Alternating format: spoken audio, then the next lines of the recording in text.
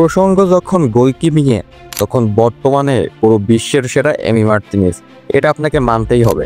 বিশ্বকাপ champion, পরবার 2বার Copa America জয়ী, এরপর press কনফারেন্সে একদিন বললেন, আমি অ্যাস্টন ভিলাকে চ্যাম্পিয়ন্স লিগে নিয়ে যেতে চাই। এমির যেই কথা সেই কাজ। 42 বছর পর ভিলাকে চ্যাম্পিয়ন্স লিগে ফিরিয়েছেন, সাথে দলকে নিয়ে গেছেন কোয়ার্টার ফাইনালে। তবে এই পথ এত সহজ ছিল না।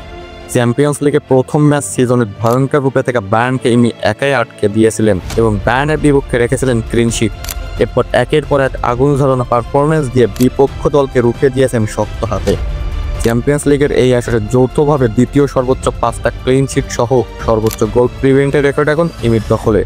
42 বছর পর চ্যাম্পিয়ন্স লিগে খেলতে এসেই কোয়ার্টার ফাইনালে পৌঁছে গেল এমির অ্যাস্টন ভিলা। কোয়ার্টার ফাইনালে তাদের প্রতিপক্ষ দুর্দান্ত ফর্মে থাকা পিএসজি। কেউ ফ্রিতে বিশ্ব চ্যাম্পিয়ন হয় না, আদায় করে নিতে হয়।